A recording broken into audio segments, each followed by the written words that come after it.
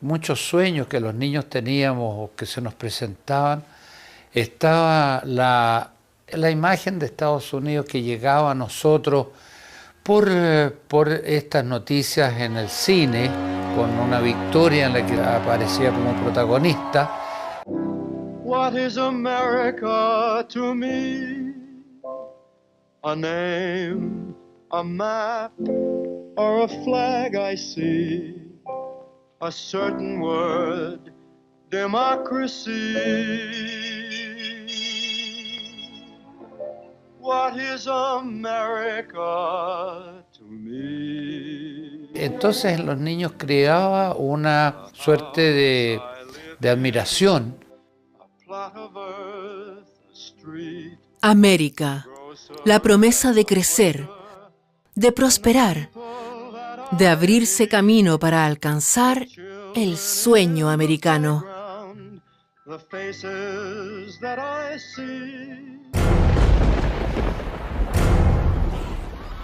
Pero de pronto, ese país de oportunidades pujantes repentinamente muestra su otra cara.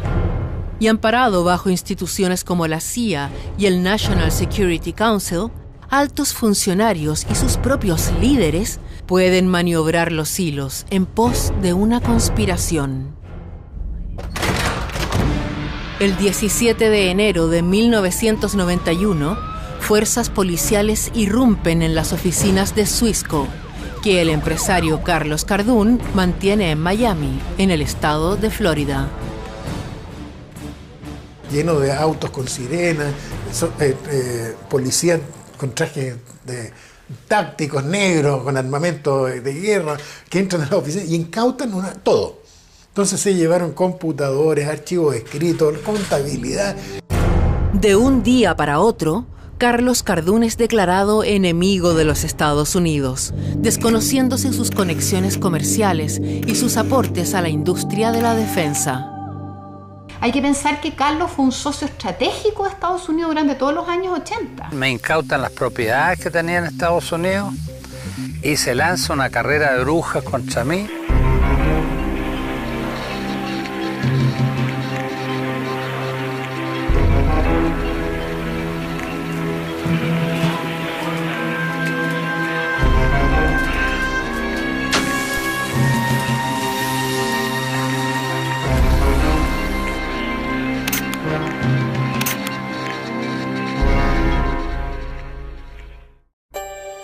Yo estudié ingeniería en la Universidad Técnica del Estado. Luego, a través de la adjudicación de la beca Braden Copper Company, Carlos Cardún se traslada al país del norte e ingresa a la Universidad de Utah para obtener un magíster y alcanzar el grado de Philosophy Doctorate, PhD, en metalurgia. Ahí tuve la suerte de trabajar con el doctor Melvin Cook. Aquí tenemos la imagen del chief, le decíamos nosotros, el doctor Melvin Cook. Cardún y Cook cultivaron una estrecha amistad y fue él quien lo contrataría para iniciar el negocio de explosivos en Chile. Y me contrataron para partir en Chile con una gerencia en la producción de explosivos industriales para esta empresa.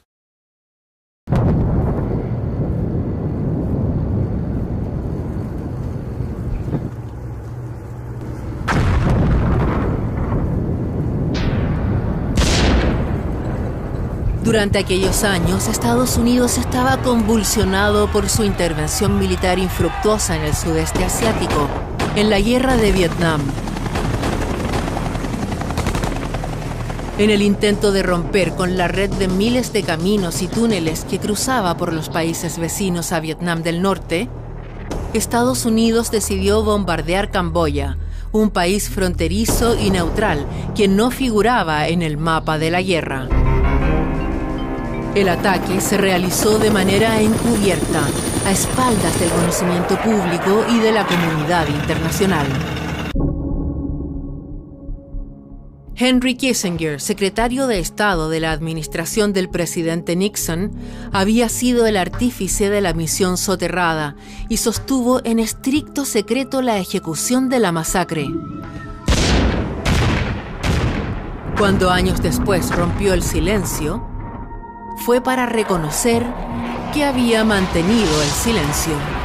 But it was a bombing that was going on to which nobody objected. And therefore, for us to volunteer this information might start a crisis that, at least on any given day, seemed unnecessary. Esa actitud de evasión y silencio, que también habría sido expresada por el futuro presidente George Herbert Walker Bush y por entonces embajador ante la Organización de Naciones Unidas, frente a la acusación de que Estados Unidos habría bombardeado intencionalmente presas y diques civiles en Vietnam. George Bush declaró sin miramientos: "Creo que lo mejor que puedo hacer sobre el tema es callarme".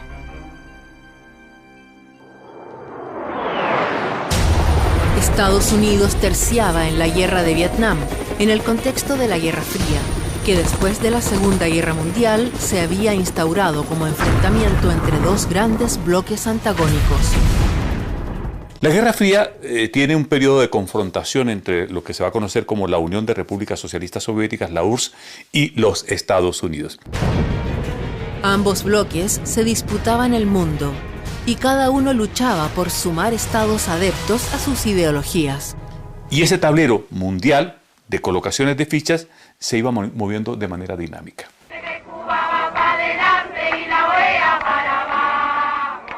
Así es como los obsesivos intereses de Estados Unidos y la Unión Soviética se dirigieron hacia todas las latitudes del orbe, incluidos los países tercermundistas de Latinoamérica.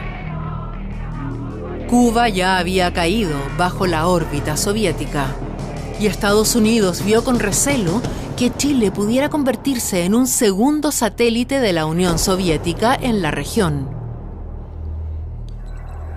A través de la CIA y sus acciones encubiertas, Estados Unidos, con Nixon y su influyente secretario Kissinger, ayudaron a derrocar el régimen socialista de Allende y facilitaron la instauración de una junta militar. This was one issue in which Nixon gave direct orders to the intelligence community, although I certainly didn't oppose it. El agente de la CIA, Brent Scowcroft, en momentos en que la entidad era dirigida por George Bush, admitía en una entrevista otorgada a Deutsche Welle la intervención norteamericana en la movilización antigubernamental en Chile. I think we gave some sort of assistance to workers who were going on strike for this or that or the other and so on, just to increase the problems that Allende had in governing the country. Tras el derrocamiento del gobierno socialista en el que resultó muerto el presidente Allende, Kissinger informó a Nixon de los acontecimientos con gran cinismo. No lo hicimos nosotros.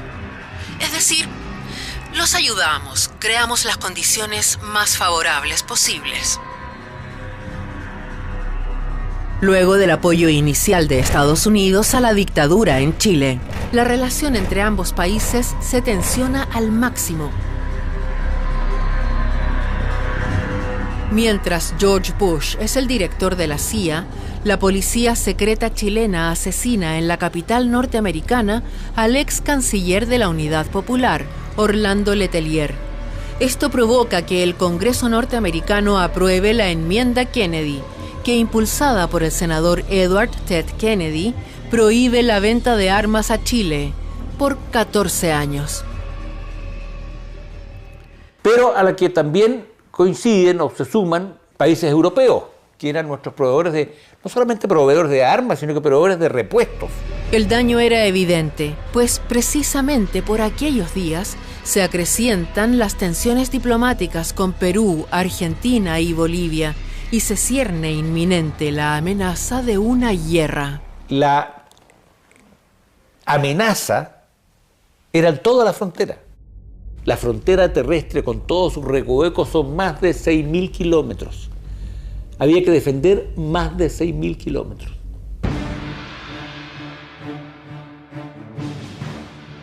El hecho de que no nos mandaran repuestos empezó a significar que una proporción de nuestros buques de guerra, de nuestros aviones, de nuestros tanques y carros, en fin, empezaron a dejar de operar y de funcionar.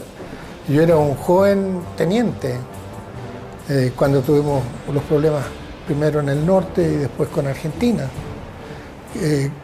Y teníamos una fuerza aérea que con mucho espíritu pero con muy poco material debíamos enfrentarnos a un potencial agresor que era muchísimo más fuerte que nosotros. En un momento en que Perú estaba sumamente armado, probablemente Perú era el país más armado en términos relativos de todo Iberoamérica.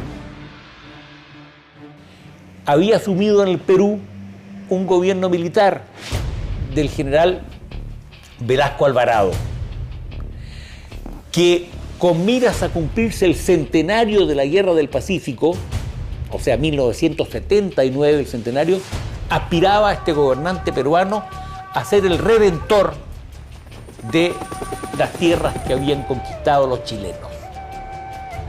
Cuando Velasco Alvarado empieza a comprar armamento en la Unión Soviética, empezamos a ver que la cosa venía seria. El plan de operaciones que nosotros teníamos para recuperar Arica y Tarapacá en 3 fases, que es el Negro 1, Negro 2 y Negro 3, con posibilidades de llegar a Santiago de Chile. Claro, Negro es Chile. Claro, Negro es Chile, pero el Negro 1 era tomar Arica, Negro 2 Iquique, y Negro 3 era Antofagasta y entregar a Bolivia. Y ellos estaban muy seguros de lograrlo, por la cantidad de armamento y el respaldo que tenía de los cubanos y el respaldo logístico, incluso del Consejo de Seguridad, de parte de la Unión Soviética. Finalmente, Velasco Alvarado fue destituido por el general Morales Bermúdez, quien tras un golpe de Estado se autoproclamó presidente de la República y, animado por otros objetivos e ideales, desestimó el proyecto de invadir Chile. La calma, sin embargo, no logra afianzarse en el país. En el año 1978 se tensionan fuertemente las relaciones con Argentina y se enfrenta el peligro de una invasión. De los muchos diferendos que tuvimos en la historia con Argentina, el pretexto en 1978 era unas islas ubicadas en el extremo este del Canal de Beagle. Son 3 islas de pequeña dimensión y algunos islotes adyacentes que los vamos a graficar aprovechando que tenemos aquí un poco de tabaco. Picton, Lennox y Nueva.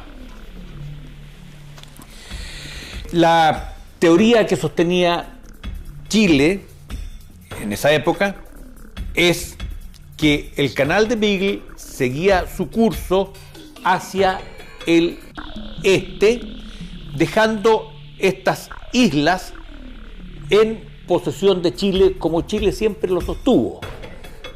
Sin embargo, había una teoría argentina que impedía que Chile saliera al Atlántico, esa era la verdad.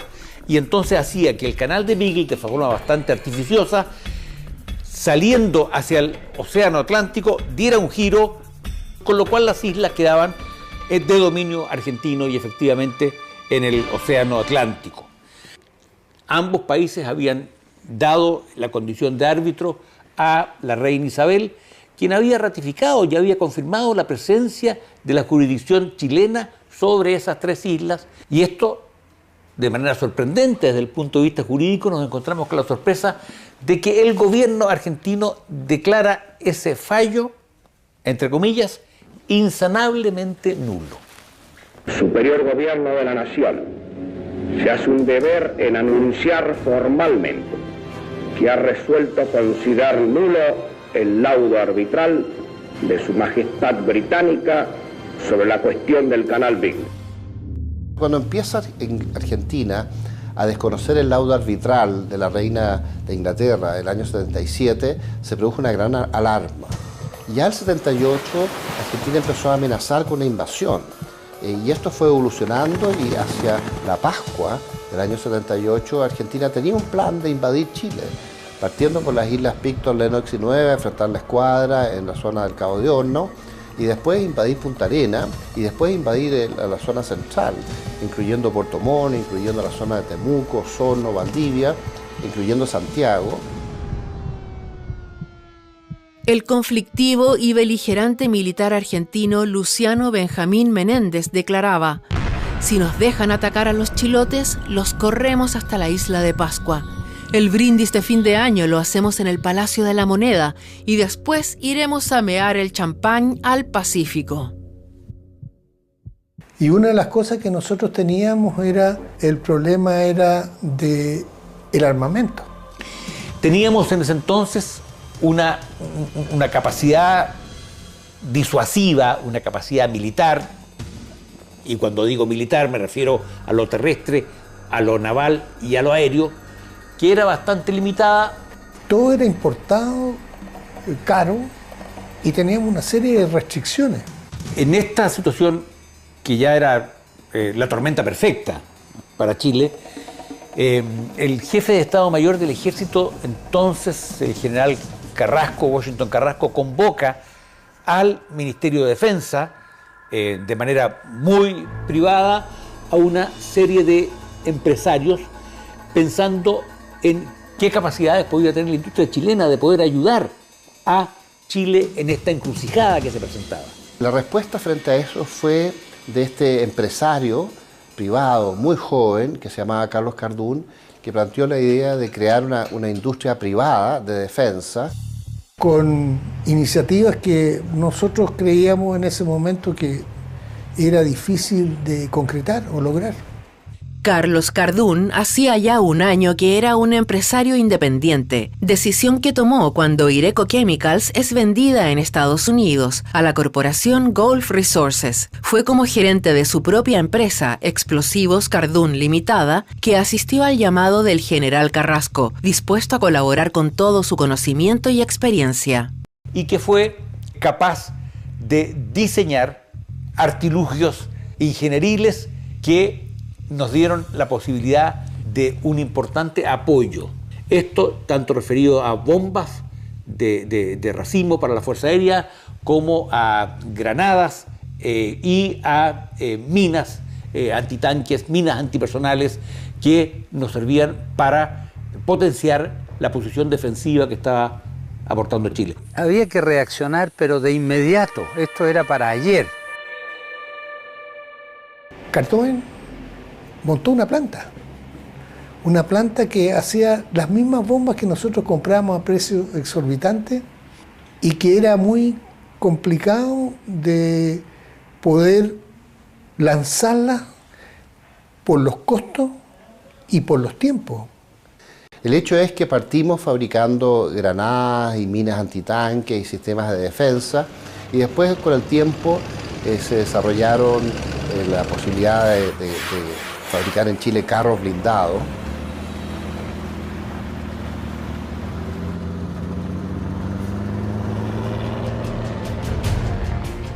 Nosotros, además de los carros blindados, nos dedicamos a fabricar armamento para la Fuerza Aérea. La Fuerza Aérea tenía que enfrentar una Fuerza Aérea enorme argentina y una Fuerza Aérea enorme del Perú, y teníamos pocos aviones y con dificultades de Inglaterra por embargo para mantenerlos operativos. Y se comenzó a organizar una capacidad defensiva que hasta ese momento nosotros no teníamos, sobre todo en munición.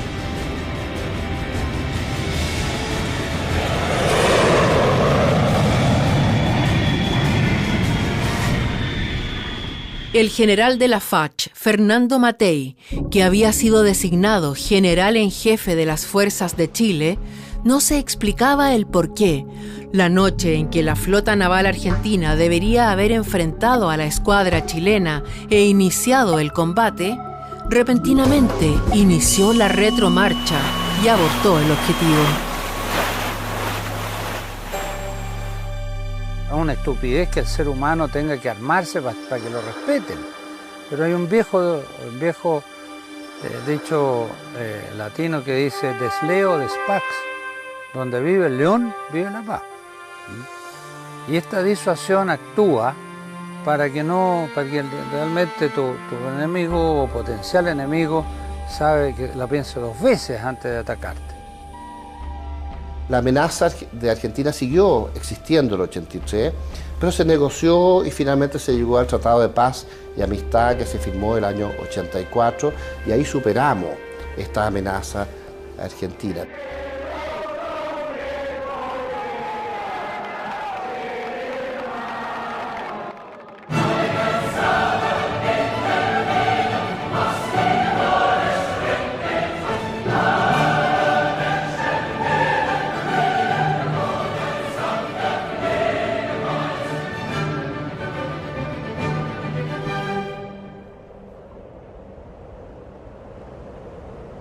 Pero ya se había consolidado una industria. Ahora que ya no existían amenazas en las fronteras, Industrias Cardún se lanza a la conquista del mercado internacional y con el respaldo de los Estados Unidos de América, resuelve abastecer a un país que hace 3 años está en guerra.